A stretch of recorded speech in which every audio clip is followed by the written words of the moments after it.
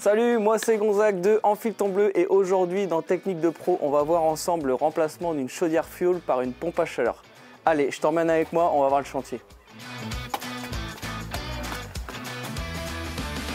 Nous sommes dans une maison de village dans le Beaujolais, pas très loin de Lyon. C'est une maison des années à peu près 1970. On a 150 mètres carrés au sol et on est sur un rez-de-chaussée et 2 étages. Voilà pour la maison et maintenant on va aller dans l'endroit que je préfère, c'est la chaufferie. Allez, je t'emmène.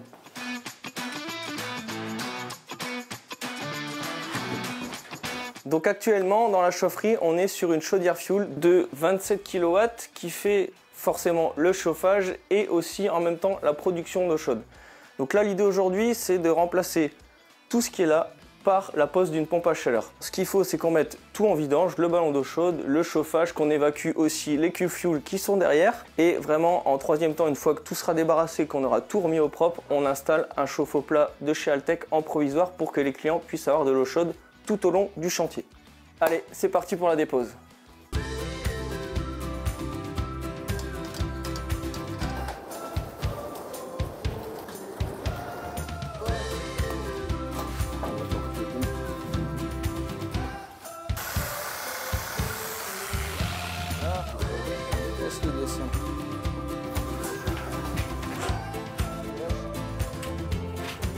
Comme tu as pu voir, on a déposé la chaudière, les cuves fuel, elles sont parties, elles sont dehors, donc on a place nette, donc déjà ça fait du bien, on voit un peu mieux ce qu'on va faire. On a coupé les tuyauteries, donc ça super important, avant de couper les tuyauteries, on avait bien repéré nos tuyaux, on a coupé, fileté, on a nos attentes qui sont prêtes pour repartir en cuivre. Ici, on va devoir aussi reboucher la fumisterie, donc on va recouper tout ça au propre, on va reboucher nickel.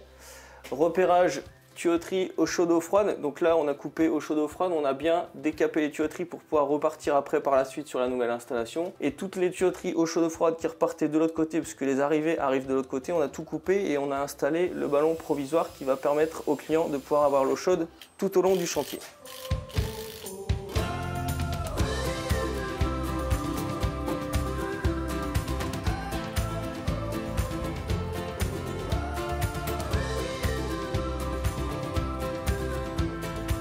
L'étape suivante, pour vraiment savoir où je vais installer l'unité intérieure, la poser pour voir où est-ce que je tombe, préparer toutes mes fixations au plafond pour faire mes liaisons hydrauliques entre l'intérieur et l'extérieur et en même temps passer 2 tuyaux qui vont me permettre de raccorder un nouveau radiateur qu'on va installer. Mais avant tout ça, on va se faire une petite vérification électrique.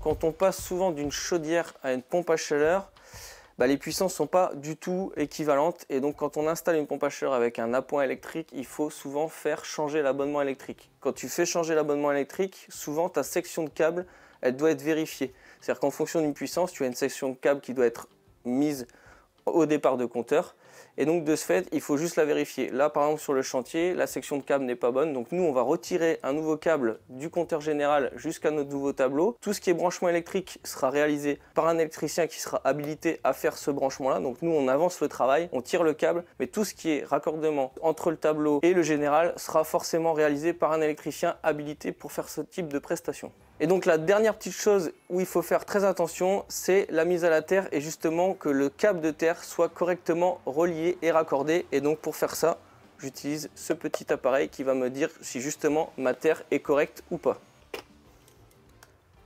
Donc là, on va attendre qu'il s'allume. Ce qui est bien avec cet appareil là, c'est que je peux vraiment mesurer ma résistance de terre en ohm, donc c'est toujours une valeur en ohm. Et ce qui est important, c'est que la valeur en ohm soit entre 0 et 100 ohms maximum. Donc là, de toute façon, tant que mon écran est bleu, on est OK. S'il passe au rouge, c'est que ma terre n'est pas bonne. Donc là, franchement, on est parfait. On est entre 30 et 40, des fois 35, j'ai vu. 28, 35. Donc là, franchement, on est au top. Donc cette étape-là, elle est importante parce que déjà, ça va me permettre de demander à l'électricien qui vient en même temps raccorder de me refaire la terre si elle n'est pas bonne. Et de toute façon, une fois que le tableau électrique de la pompe à chaleur sera fait, que toutes les alimentations de la nouvelle installation seront raccordées, on vérifiera qu'il n'y ait pas d'inversion de phase neutre, ça c'est hyper important, et on revérifiera la mise à la terre, qu'elle soit vraiment conforme. Bon allez, on continue.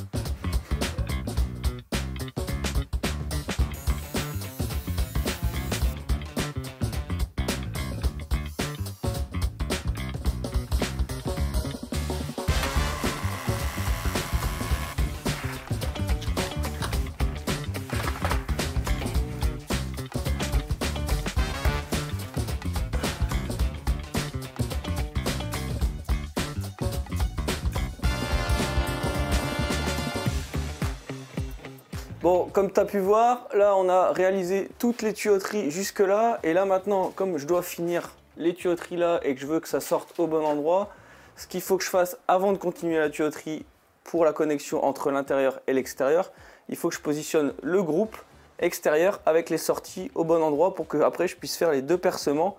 Et une fois que j'aurai ces 2 percements qui vont tomber là, j'aurai plus qu'à descendre les tuyauteries, mettre mes vannes et sortir dehors pour me raccorder sur l'unité extérieure. Allez, je t'emmène dehors, on va voir ça.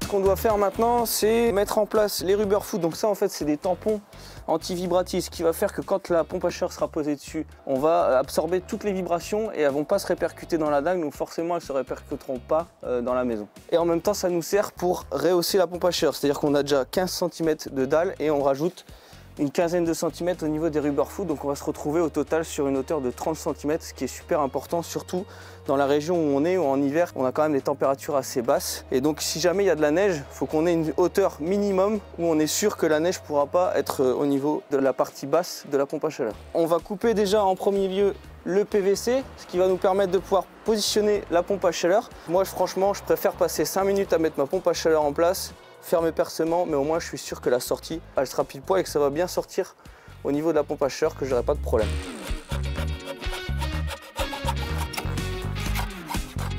Donc là ici au niveau du PVC, ce qui a été fait, c'est qu'on a fait un puits de perte parce qu'on n'avait pas d'évacuation qui passait dans le coin, on n'a rien du tout qui passe dans le coin. Donc ce qui a été fait, c'est un trou à peu près d'1 mètre cube où on a mis un géotextile, 1 mètre cube de gravier, on a mis un PVC à l'intérieur, un PVC type drain. Donc en fait on a fait des entailles à la meuleuse dedans pour que l'eau puisse s'infiltrer tranquillement dans le puits de perte. C'est vraiment un puits de perte qu'on a fait, ce qui va permettre que quand la pompe à chaleur va dégivrer, elle va évacuer toute son eau dedans, l'eau va se dissiper dans le puits de perte et aura largement le temps de s'infiltrer après dans le sol. Voilà, donc quand tu n'as pas d'évacuation, tu peux faire ce principe-là. Ça va super bien et ça permet justement à l'eau de s'écouler tranquillement sans que tu aies de problème d'évacuation. Et donc une fois que le puits de perte a été fait, on a recouvert de géotextile et après on a fait 2 fondations de chaque côté. Donc on a creusé de 40 cm, on a fait 2 fondations où on a collé du béton, on a mis un treillis, on a recoulé la dalle sur une quinzaine de centimètres. Maintenant ce qu'on fait, je prends l'anthrax de ma pompe à chaleur au niveau du piétement et on va prendre la pompe à chaleur et on la pose sur les rubber foot.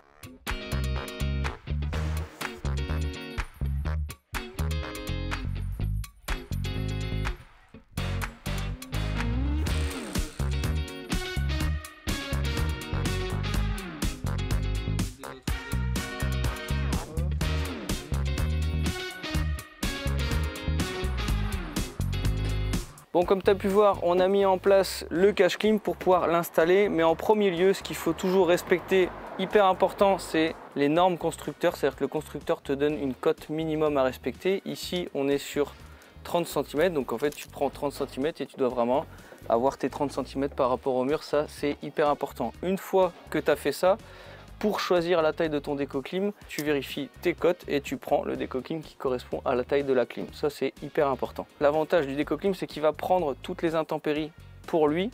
Et le jour où tu viens faire l'entretien, et ben en fait ta pompe à chaleur reste propre, donc tu n'as pas les mains qui collent, tu n'es pas tout sale. Et après tu viens remettre ton déco-clim et si vraiment à un moment donné il est trop sale ou trop endommagé, tu as juste à remplacer le déco-clim, mais ta pompe à chaleur elle reste nickel.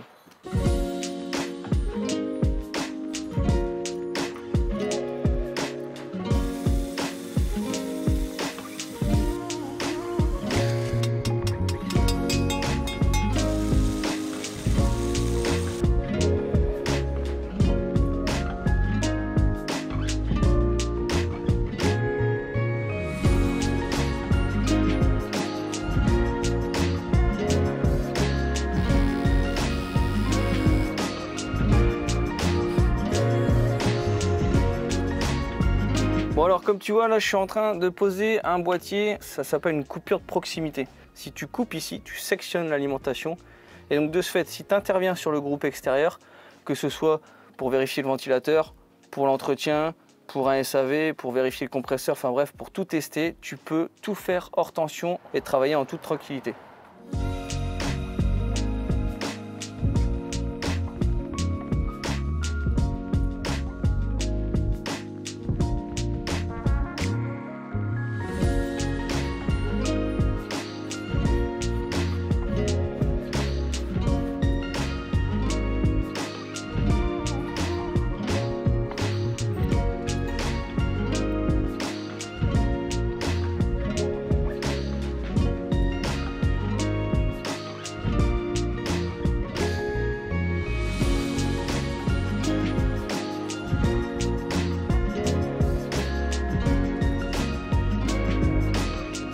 Bon, donc là on est en train de mettre en place des thermomètres sur l'installation pour déjà avoir des informations de température, avoir les delta T. Alors on ne cherche pas à être au degré près. La seule chose c'est qu'il faut que les prises de température soient identiques sur le départ et le retour. Tu vas comprendre pourquoi, c'est qu'en gros là on a un thermomètre que j'achète. Le thermomètre il est sur doigt de gant, donc tu as toujours la possibilité de changer ton thermomètre si jamais il est foutu. Tu n'as pas besoin de vidanger ton installation puisque il est dans un doigt de gant en fait qui est étanche. Donc ça on va le mettre de côté et c'est ça qui va être dans le tube pour prendre la température. Alors après il y a plusieurs distances de doigts de gant. Là c'est des doigts de gant de 60 je crois, 63 de longueur. Et en gros ce que j'ai besoin c'est de prendre ma température de passage d'eau dans la tuyauterie. Donc ce que je veux c'est de ne pas aller mettre le doigt de gant en plein dans le tuyau jusqu'au bout parce que là je vais prendre quasi la moitié de mon tube. Donc nous ce qu'on veut c'est qu'on prenne la température affleurante comme ça. En fait, je veux que mon tube il soit affleurant et qu'il vienne lécher le passage de l'eau pour prendre la température. Je prends un T réduit 22-14, je mets un GCU fixe femelle et je viens le visser comme ça dessus. Donc tout sera soudé. Et là, je vais arriver et j'aurai plus qu'à mettre mon thermomètre à la fin du chantier, toujours le mettre à la fin du chantier pour pas le casser. Et ça te fera une finition nickel et tu pourras avoir ta température, ton relevé de température en façade, en face sur ta pompe à chaleur. Et sans prendre la moitié du passage d'eau de ton tube. Donc là maintenant on le soude et puis on va le mettre en place.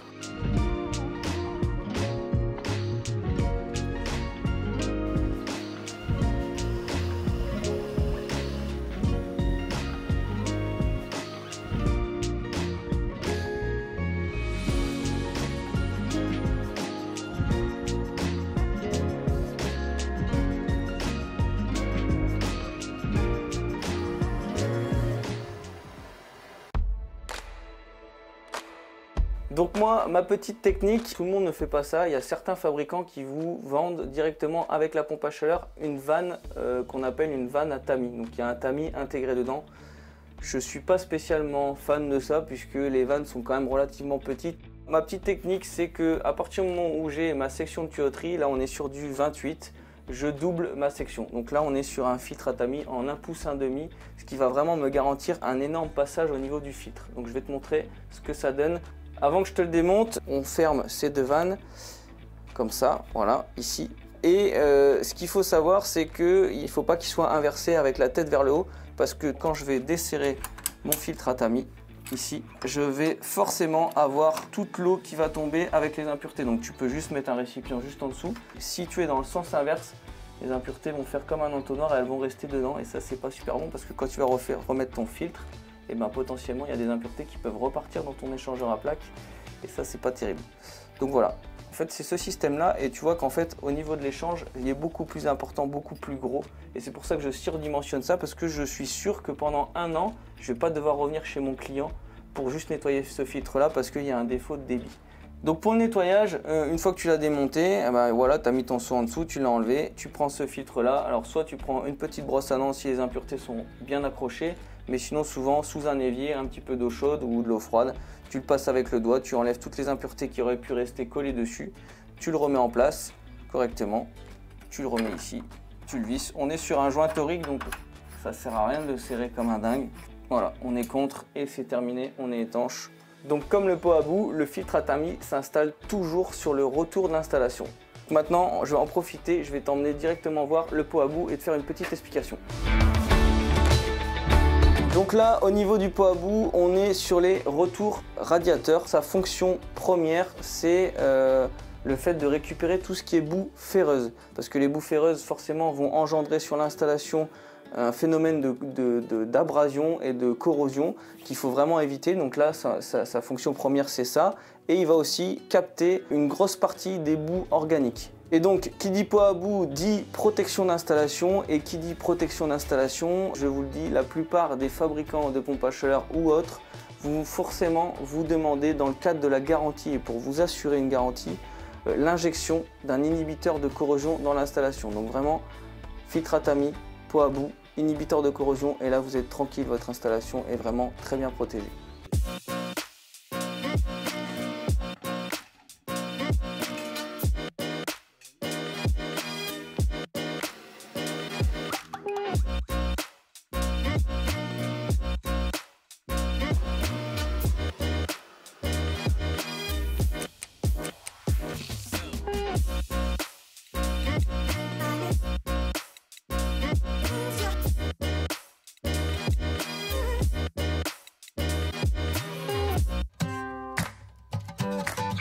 comment j'ai déterminé la puissance de la pompe à chaleur. C'est franchement hyper simple. Tu vas sur Solus Plus, tu rentres déjà en premier lieu ta région, ce qui va déterminer ta température extérieure de référence. Après, on rentre le nombre de mètres carrés et après, on rentre l'année de la maison. Voilà. Et avec ces 3 critères-là, ça va déterminer une puissance. Une fois que ta puissance est déterminée, tu choisis une marque. Et une fois que tu as choisi ta marque, et ben voilà, on a posé ce type de modèle-là, une pompe à chaleur de chez Daikin en haute température, liaison hydraulique. Par contre, quand tu poses une pompe à chaleur en rénovation, il y a une petite subtilité à savoir, donc je t'emmène à l'intérieur et je te montre tout. Donc je voulais aussi t'expliquer que quand tu poses une pompe à chaleur, il est hyper important de vérifier aussi la taille de tes radiateurs, puisque la pompe à chaleur envoie des températures plus faibles qu'une chaudière fuel. Donc vraiment la chose la plus importante, c'est de vérifier que tes radiateurs soient bien dimensionnés. Alors là, ici, on a de la chance, on est sur des radiateurs fonte qui sont surdimensionnés déjà, mais comme tu as pu voir, on a aussi dû remplacer, enfin même rajouter un radiateur, puisqu'il en manquait un, pour vraiment couvrir la puissance totale de la maison. Par contre, si sur votre installation, vous avez des radiateurs alu ou radiateurs tôle, faites vraiment attention au dimensionnement de vos radiateurs, c'est hyper important pour le bon fonctionnement de votre installation.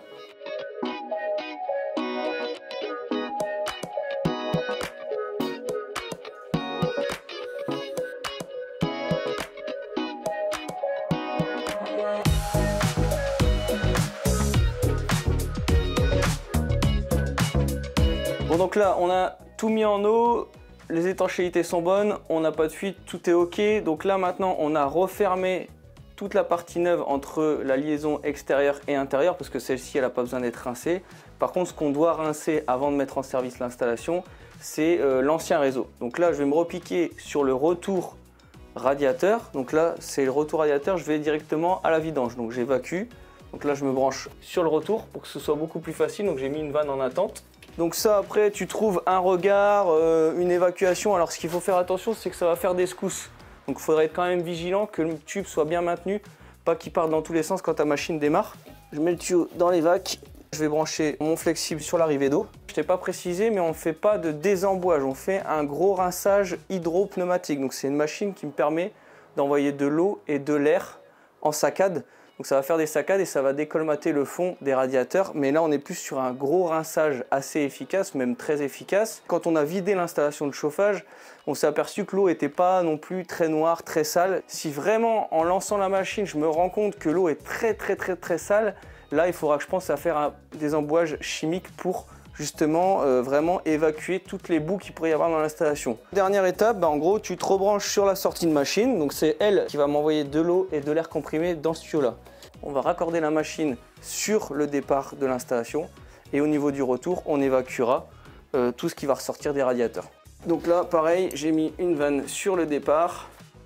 Je vais lancer le désembouage et il faut être vigilant à ce que toute la nouvelle machine, tout ce qui est nouvelle tuyauterie, nouvelle machine, ça n'a pas besoin d'être désemboué, donc on ferme tout au niveau du haut de la machine. Toute la partie neuve, toute la pompe à chaleur, pas besoin de la rasser, ça sert à rien. En premier lieu, j'ouvre ma vanne de vidange. Je ne mets pas encore en eau, j'ouvre juste ma vanne de vidange. Donc là, voilà, c'était sous pression, on évacue, on va repartir à zéro. Comme ça, tu t'assures que ton évacuation est bonne. On va vidanger la pression qu'on a mis pour vérifier les étanchéités.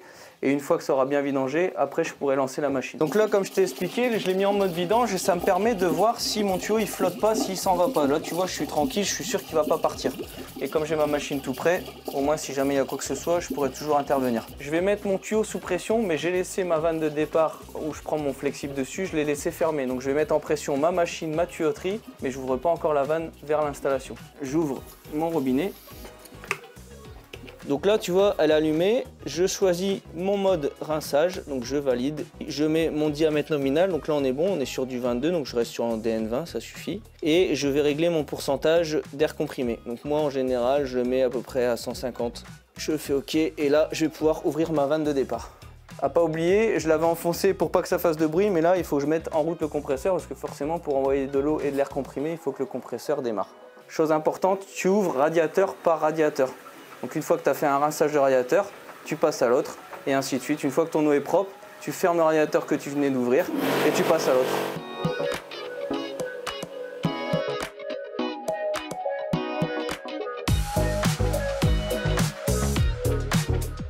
Donc la dernière étape, c'est d'injecter l'inhibiteur. Pourquoi je ne le fais pas avant? C'est que si jamais j'ai une fuite et que je suis obligé de vidanger pour réparer une éventuelle fuite, et ben si j'ai mis le produit dedans, en gros tu le jettes à la poubelle et tu dois en remettre. Donc vraiment je vous conseille très honnêtement de mettre tout sous pression, de faire toutes vos vérifications, laisser quelques heures sous pression. Une fois que c'est ok, pas de fuite, pas de perte de pression, on injecte l'inhibiteur. Donc maintenant je vais te montrer comment j'injecte l'inhibiteur dans l'installation.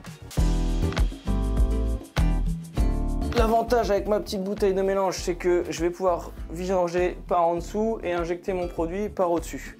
Donc la seule chose à faire, c'est de bien isoler mes vannes. Donc là je vais fermer ça, je vais fermer mon pot à bout.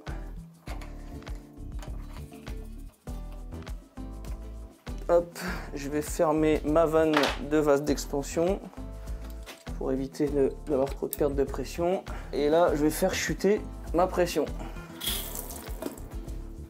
Je vais desserrer mon purgeur, ça coûte rien, ça prend pas longtemps. Parce que je pourrais injecter ça dans mon pot à bout, mais comme je dois y injecter 1 litre, bah, je vais devoir le faire en 2 fois. Donc là je préfère le faire directement par ma vanne au-dessus de ma bouteille. Donc là on va faire un petit appel d'air, on va vidanger 1 petit litre. Comme ça c'est à peu près la quantité du volume qu'on doit mettre dans la bouteille. Donc je vais enlever 1 litre, 1 litre et demi. Et comme ça après je pourrais injecter mon produit par au-dessus. Hop, donc là je mets mon petit entonnoir. Et après ben, j'injecte mon inhibiteur. J'ai un récipient, hein. J'achète ça en bidon de 5 litres, 20 litres, ça dépend, tu fais ce que tu veux. Et après je le transvide dans des contenants d'1 litre. C'est pour ça que c'est dans une petite bouteille comme ça. C'est bon, j'ai mis le produit. Je vais essuyer un peu l'eau qui s'est écoulée sur les côtés. Et là, après, je revisse mon purgeur. Je vais le rouvrir un petit peu. Et là, je vais remettre sous pression. Comme ça, même s'il reste un petit peu d'air en haut de ma bouteille, ça va remonter, ça va purger ma bouteille. Et ce sera tout bon. Donc là, je vais rouvrir ici.